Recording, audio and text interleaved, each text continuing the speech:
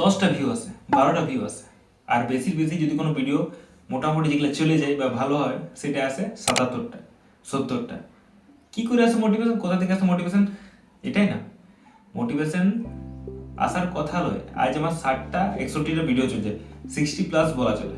এবার ওইখানের ভিডিওর মধ্যে যে অ্যাভারেজ ভিউ আছে সেটা হচ্ছে 10টা থেকে 12টা 15টা, সেরকমভাবে ভিউ আসে।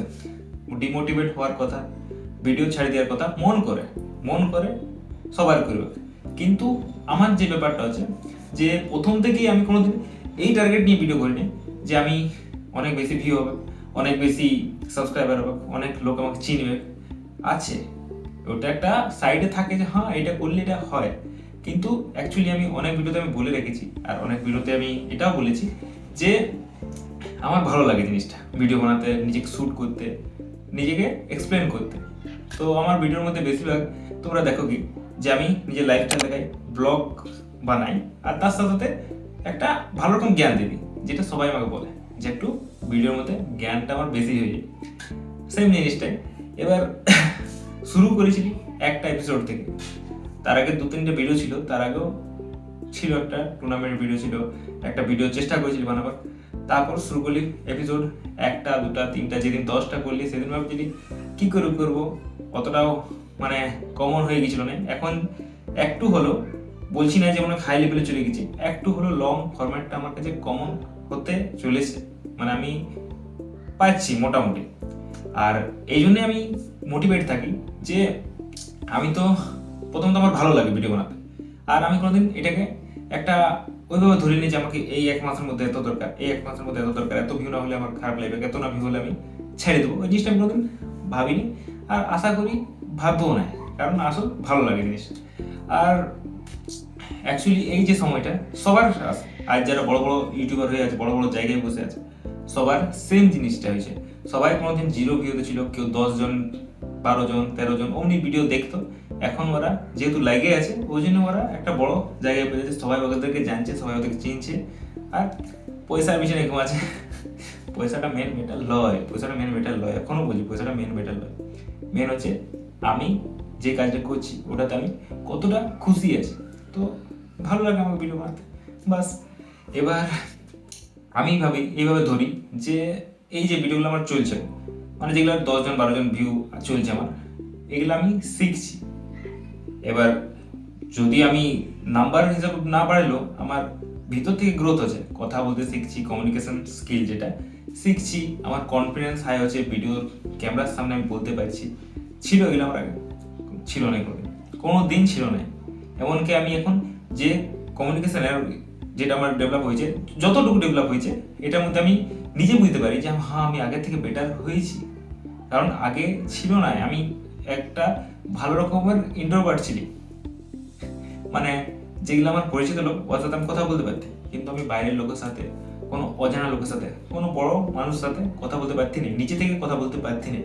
ওই জিনিসগুলো হলো তো তাহলে কি রেজাল্ট হয়েছে যে আমার ভিউজ, সাবস্ক্রাইবার, লাইকস এগুলোর নাম্বারে কিছু গ্রোথ না হলেও আমার ভেতরে আমি অনেক কিছু ডেভেলপ করছি। আর অ্যাকচুয়ালি এটাকে আমি ওইভাবে ধরি যে আমি শিখছি। এই আমি যে টার্গেট রেখেছি 100টা ভিডিও, এই 100টা ভিডিও মানে নিজের উপর আমি কি বলবো এক্সপেরিমেন্ট করছি যে আমি এটা শিখছি এটা শিখছি এটা শিখছি শিখছি। আর শিক্ষা তো কোনোদিন শেষ হয়নি। যারা বড় বড় এখন ইউটিউবার বড় বড় জায়গায় বসে আছে ওরাও এখন পর্যন্ত শিখছে, ডেভেলপ করছে। কারণ যারাই ডেভেলপ করে নেয় নিজেকে ওরা ওই একই জায়গায় থেকে যায় বা শেষ হয়ে যায়, এটা নিয়মে পড়ে, প্রকৃতির নিয়ম পড়ে। যারা পরিবর্তন হতে পারে না তারা শেষ। তো কারণই কিছু বলছি না কে কি করছে কি নেই, শুধুমাত্র আমি বলবো যেটা অ্যাডভাইস দিব, আমি যেটা আমি প্রত্যেকটা ভিডিওতে জ্ঞান দিয়ে দিই, সবাই একটু বলো যে আমি অনেক বেশি জ্ঞান দিই, তো এই ভিডিওটাও দিচ্ছি যে কে কি করছে কে কি নাই দেখার দরকার নেই, কার আগায় যাচ্ছে, কে আমার চেয়ে বেশি ভালো করছে। আমি যেটা আমি নাই করি, সত্যি আমি নাই করি, আমার চেয়ে যারা ভালো করে বা অনেক বেটার আছে আমি কোনোদিন ওই জিনিসটা আসে না। আর ওই জিনিস যদি না আসে তাহলে হিংসাও কোনোদিন হবে না যে ও আমার চেয়ে ভালো করছে, বেটার করছে। অ্যাকচুয়ালি এগুলো থেকে মোটিভেশন লিয়া দরকার।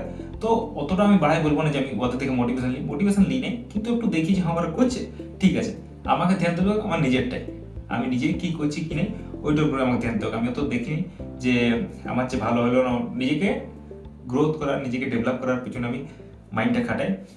ওই জন্য আজ পর্যন্ত সেরকমভাবে হিংসাটা আসে নাই। হিংসুটা আমাকে কেউ বলে নাই আজ পর্যন্ত। বলেছে অন্য জিনিসে বলেছে হিংসুটা, খাবার জিনিসে অন্য জিনিসে বলেছে, কিন্তু কারো গ্রোথ, কারো ভালো দেখে আজ পর্যন্ত আসে না হিংসা জিনিসটা। কারণ ওই রকম মাইন্ডটা আসেনি কোনো, যে ওর ভালো হচ্ছে কেন হচ্ছে, যাই হচ্ছে, যে যা করছে করুক। এখন তো একটা মূল নিয়ম মাথায় রেখেছি যে না কারো আমি ভালো ভাবি, মানে কারো ভালো ভাবিনি আমি, না কারো খারাপ ভাবি। মোট কথা কারো নিয়ে ভাবিয়েই নেই। বহুত সাধারণ জীবনটা যদি এরকম থিঙ্কিংটা থাকে, কারো নিয়ে ভাবারই নেই, নিজের নিয়ে ভাবো যে আমি কীভাবে ডেভেলপ করবো, কীভাবে আমি এটা করবো, কীভাবে এটা করবো। প্রেজেন্টে থাকো আর নিজেকে ডেভেলপ করো। তারপরও তো বাকি সবাই আছে। নিজের উপর যদি ধ্যান দিয়ে দিলি তো একটা মানে ছোট মুখ বড় কথায় যাও, যে নিজের উপর যদি ধ্যান দিয়ে দিই তাহলে একদিন লোক আমার উপর ধ্যান দেবে। বাড়তি বলছি না, সত্যি বলছি, বাড়তি বলছি না, যেগুলো আমি শিখছি ওগুলাই আমি বলছি, বাড়তি বলি না। তো জিনিসটা হচ্ছে এটাই বলছিলি যে এই ইউটিউবের ভিডিওর মানে অনেকে আমাকে এমনি তো অফলাইনে বলে অনেকে যে তোর তো ভিডিওতে ভিউ আসে নাই, লাইক আসে নাই। কেউ লাইক করে, এক দুজন লাইক করে, আরো নাম করে বলে যে আমি করি তবে তোর এক দুটো লাইক হয়। ভালো, ধন্যবাদ ধন্যবাদ লাইক করার জন্য। আমি তো বলছি কিন্তু আমার ওগুলো ম্যাটার করে না। আমি ম্যাটার করে মানে যদি তোমরা কমেন্ট করো, লাইক করো, সাবস্ক্রাইব করো তো ভালো লাগবে আমার, যে করছে আমি একটু এনকারেজ হবো। কিন্তু যেহেতু আসে নাই তো আমি ওটাকে এখন অতটা মাইন্ডে নিই নেই। আমি এখন শিখছি, করে যাচ্ছি। এমনিতেও মানে আমি যেহেতু জিম, ক্যারেক্টার, ফিটনেস রিলেটেড আছি, তো একটা আমি উদাহরণ দিতে পারি, যেহেতু আমি আছি, করছি, দিতে পারি যে একটা ভালো বডি বিল্ডার একদিনে হয়, দুদিনে হয়, এক মাসে হয়, এক বছর হয় নাই কোনোদিনই। সময় লাগে, আস্তে আস্তে হয়। এমনকি আমি উদাহরণ হিসাবে এটাও বলতে পারি যে আমি কারণ দেখেছি জিনিসটা, যে এক সময় মানে যারা কিছু থাকে না, ওর যদি ওই কোনো কিছু যদি না ছাড়ে, লাগিয়ে থাকে তো ওর মধ্যে এতটা চেঞ্জ হয়ে যায়, যে এতটা ডেভেলপ হয়ে যায় যে ওই নর্মাল মানুষটা নিয়ে সবাই চর্চা করে যে ই কী করে এটা করলো, ই কোনো স্পেশাল, মানে নর্মালটা স্পেশাল হয়ে যায়। তো শুধু লাগিয়ে থাকতে হবে। এখন যা যেমন চলছে, যা চলছে লাগিয়ে থাকো। পরিস্থিতি চেঞ্জ হয়ে যাবে, সব কিছু চেঞ্জ হয়ে যাবে, একসময় সব কিছু চেঞ্জ হয়ে যাবে, শুধু লাগিয়ে থাকতে হবে। আজ আমি ক্যারেক্টার করছি, আজ যতটুকু আছে, যতটুকু একদম মানে আমি বলছি না, একদম যতটুকু আছে মানে কি বলে ক্ষুদ্র, বহুত বহুত বহুত বহুত নিচে আছে। কিন্তু আজ যদি আমি আমার প্রথম দিনটা দেখি ক্যারেক্টার, তো কি দেখবো যে ছেলেটা আরো বেশি নাগা মানে আছে যে কিছু জানে না, আরো বেশি নাগা। তো ওখান থেকে তো কিছুটা তো করলি না, কিছুটা তো হচ্ছে না। এখন বহুতটা রাস্তা বাকি আছে, বহুত কিছু করা বাকি আছে, বহুত কিছু হাসিল করা বাকি আছে। আগেই বলে দিচ্ছি, আমার অহংকার ভাবলি না আমার কথাটা। তো ওই জিনিসটা যে যেহেতু লাগিয়ে আছে এই লাইনটা, তো সেরকম ভাবে লাগিয়ে থাকতে হবে। এখন ভিডিওটা একটা কাট হয়েছে কেন বলো, ভিডিওটা আমার এই যে যতদূর হয়েছে এটার পরে আরো 5-6 মিনিট মতন কথা বলা হয়ে গেছে। তখন আমি যখন উঠে নিয়ে চেক করছি তখন দেখছি যে ভিডিওটা অফ হয়ে গেছে। তো কিছু করার নেই, যা হয়েছে কোনো কারণে হয়েছে, যা হয়েছে কোনো ভালোর জন্যই হয়েছে। তো জিনিসটা ওটাই যে লাগে থাকতে হবে, বুঝলে, যে কোনো জিনিসে লাগিয়ে থাকবে। শুধুমাত্র ভিডিওর দিকে বলছি না, লাগিয়ে থাকলে সব কিছু হবে। এখন দুবার ভিডিওটা আমি শ্যুট করা হয়েছে 5 মিনিট বেশি, আর ওগুলো শ্যুটেই হয়নি। কারণ হয়নি কে জানে কি করে অফ হয়ে যাচ্ছে বারবার। তো আমি এবার করছি, হয়তো ভালো, না হলে কিছু করার নেই। তো কি বলছি যে যে কোনো ফিল্ডে শুধুমাত্র লাগিয়ে থাকতে হবে। আর যদি আমার আগের ভাবি যে আমি কিছু করি নাই, সত্যি বলতে কিছু করি নাই, তো ডেভেলপ তো হয়েছে না। তেমনি যারা বড় বড় জায়গায় বসে আছে ওরাও প্রথম থেকেই ছিল না, সেম এমনি অবস্থা থেকে সবাই উঠেছে।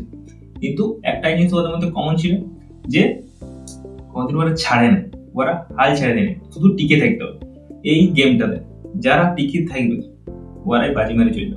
আর এই গেমটা অন্য কিছু নেই, কোনো ক্যারেক্টার, ডান্স ওগুলো কিছু বলছি না। গেমটা হচ্ছে জীবনের যে কোনো ফিল্ড, ডান্স, ক্যারেক্টার, পড়াশোনা, ভিডিও বানা, যে কোনো ফিল্ড শুধুমাত্র টিকে থাকতে হবে। আর যে টিকে থাকে ওই বেড়ে যায়। কারণ একটা বলছি তো, একটা গোল সেট করো যে এই সময় পর আমি দেখবো যে আমি কত ডেভেলপ করেছি, তার আগে দেখবো না। তো আর নিজের গ্রোথের পিছনে খাটে যাও। যখন ওই জায়গাটা পৌঁছে সার্টেন নাম্বারে পৌঁছার পর যখন তুমি দেখবে যে আমি কতটা ডেভেলপ করি, তখন তোমার নিজে বিশ্বাস হবে যে আমি এগুলো আমি করেছি, এটা আমি। এটাই গলাটা ধরে গেল। আমাকে তো এমনিতে সবাই বলে যে আমি অনেক বেশি জ্ঞান দিই, আর সত্যি জ্ঞান দিই, কিন্তু একটু এখন হয়তো আমি বলতে পারিনি, স্টোরি টেলিংটা আমার অত ভালো নাই, আস্তে আস্তে সব হয়ে যাবে, বেটার হয়ে যাবে। তো তাও কথাগুলো আমার একটু ভাবনা চিন্তা করে শুনবে, দেখবে, বুঝবে।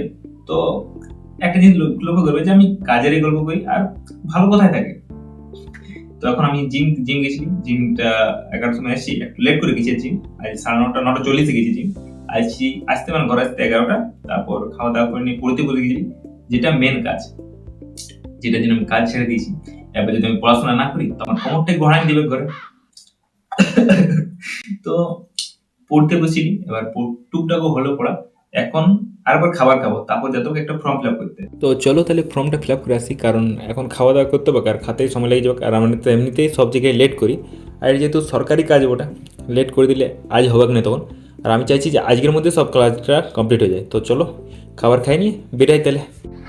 তো যেটা আমি বলছিলি যে যাবো একটা জায়গা, ফর্মটা ফিল আপ করা ছিল, ফিল আপ করা আজ হলো না হওয়ার কারণ হচ্ছে যে আমার ব্যাংকে একটা প্রবলেম আছে, বলি নাই এর আগে, এখন বলছি যে আমার ব্যাংকে একটা প্রবলেম ছিল, মানে অনেকদিন থেকে কোনো ট্রানজ্যাকশন না হওয়ার কারণে ওই অ্যাকাউন্ট আমার সিজ হয়ে গেছে। এবার ওটা চালু করার জন্য কেওয়াইসি করতে হোক, তো আমি আজকে সব মানে ডকুমেন্ট দিয়ে দিয়েছি বাবাকে, বাবা জানি জমা দিতে হয়ে যাবে। তো ওইটা হতে 2-3 দিন সময় লাগবে। তাও আমি কালকে যাই প্রথম এই যে ফর্মটা ফিল আপ চলছে ওটা রেজিস্ট্রেশনটা করবো, আর তারপর ফর্মটা ফিল আপ করবো, সেদিনই করলেও মানে যদি কাল তোকে হয়ে যায় তো হয়ে যাও। আর আমি জানি যে ব্যাংকে যে কাজটা দিয়েছি ওটা আজকে তো জমা দেবে, আজ তো হবে না, কালকেও না হওয়ার চান্স আছে, কিন্তু তাও আমি একবার ট্রাই করবো, কারণ বেশি বড় কাজ নেই, শুধু নাম্বারটা আপডেট করার আছে। তো এখন যেহেতু ব্যাংকের কাজগুলো অনেক জলদি হয়ে যাচ্ছে, তো হয়ে যাওয়ার চান্স আছে। তো আমি এখন তাহলে আজকে আর ওটা করছি না, কালকে একেবারে ডাইরেক্ট যাব, প্রথম ওই ফোন নম্বরের সাথে রেজিস্ট্রেশন করবো, তারপর পুরো ফর্মটা ফিল আপ করবো।